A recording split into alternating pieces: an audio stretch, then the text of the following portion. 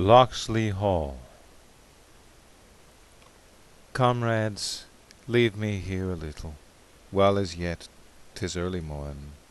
Leave me here, and when you want me, sound upon the bugle horn. 'Tis the place, and all around it, as of old, the curlews call. Dreary gleams about the moorland, flying over Locksley Hall. Locksley Hall, that in the distance overlooks the sandy tracts, and the hollow ocean ridges roaring into cataracts. Many a night from yonder ivied casement, ere I went to rest, did I look on great Orion sloping slowly to the west. Many a night I saw the Pleiads rising through the mellow shade, glitter like a swarm of fireflies tangled in a silver braid. Here about the beach I wandered, nourishing a youth sublime with the fairy tales of science and the long result of time, when the centuries behind me like a fruitful land reposed, when I clung to all the present for the promise that it closed, when I dipped into the future, far as human eye could see, saw the vision of the world, and all the wonder that would be. In the spring a fuller crimson comes upon the robin's breast. In the spring the wanton lapwing gets himself another crest. In the spring a livelier iris changes on the burnished dove. In the spring a young man's fancy lightly turns to thoughts of love. Then her cheek was pale and thinner than should be for one so young, and her eyes on all my motions with a mute observance hung. And I said, "My cousin Amy, speak, and speak the truth to me.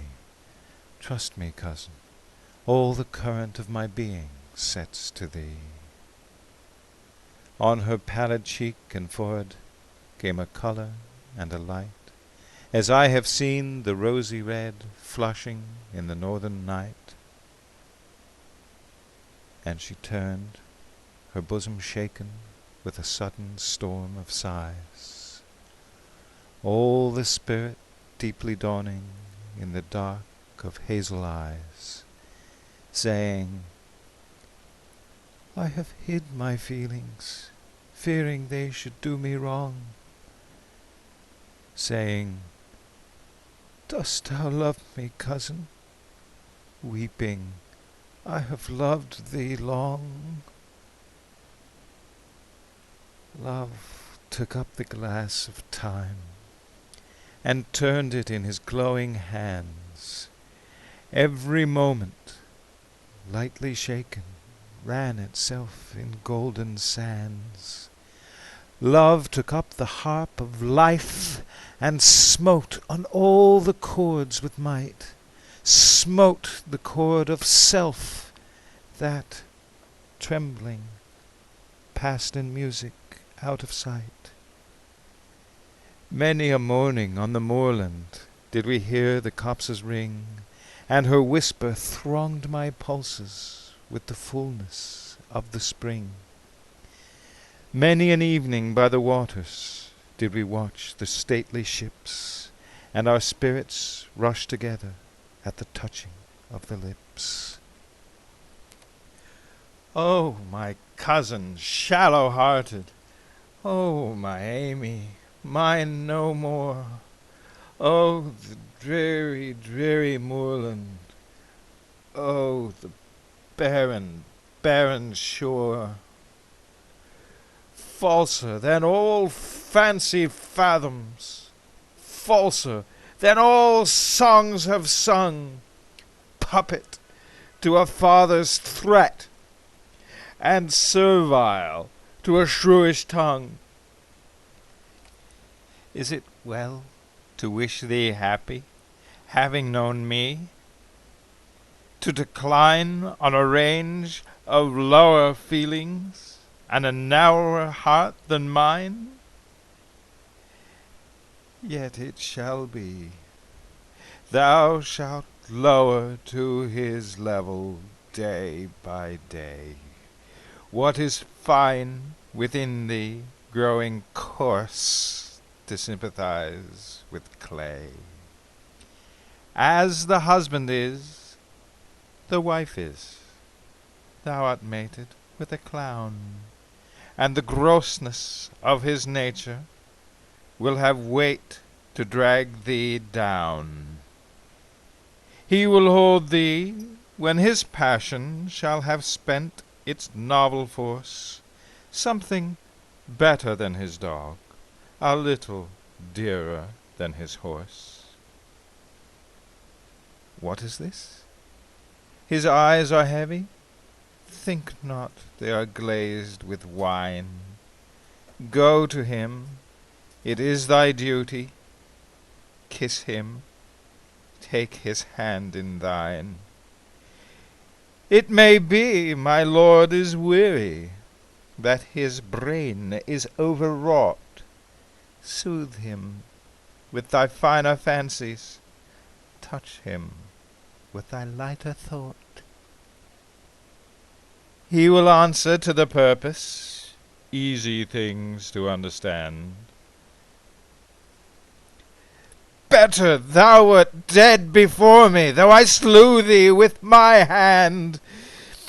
Better thou and I were lying, hidden from the heart's disgrace, rolled in one another's arms, and silent in a last embrace. Cursed be the social wants that sin against the strength of youth. Cursed be the social lies that warp us from the living truth. Cursed be the sickly forms that err from honest nature's rule. Cursed be the gold that gilds the straitened forehead of the fool. Well, 'tis well that I should bluster. Hadst thou less unworthy proved, would to God! For I had loved thee more than ever wife was loved. Am I mad that I should cherish that which bears but bitter fruit? I will pluck it from my bosom, though my heart be at the root. Never, though my mortal summers to such length of years should come as the many-wintered crow that leads the clanging rookery home. Where is comfort? In division of the records of the mind? Can I part her from herself and love her as I knew her, kind? I remember one that perished. Sweetly did she speak and move. Such a one do I remember, whom to look at was to love. Can I think of her as dead, and love her for the love she bore? No. She never loved me truly. Love is love for evermore. Comfort? Comfort, scorned of devils! This is truth the poet sings, that a sorrow's crown of sorrow is remembering happier things. Drug thy memories, lest thou learn it, lest thy heart be put to proof, in the dead unhappy night, and when the rain is on the roof. Like a dog, he hunts in dreams, and thou art staring at the wall, where the dying night lamp flickers, and the shadows rise and fall. Then a hand shall pass before thee, pointing to his drunken sleep, to thy widowed marriage pillows, to the tears that thou wilt weep, thou shalt hear the never, never whispered by the phantom years, and a song from out the distance in the ringing of thine ears. And an eye shall vex thee, looking ancient kindness on thy pain. Turn thee on thy pillow, get thee to thy rest again. Nay, but nature brings thee solace, for a tender voice will cry, 'tis a purer life than thine, a lip to drain thy trouble dry. Baby lips will laugh me down, my latest rival brings thee rest. Baby fingers, waxen touches, press me from the mother's breast. Oh, the child to clothes the father with a dearness not his due. Half is thine, and half is his. It will be worthy of the two.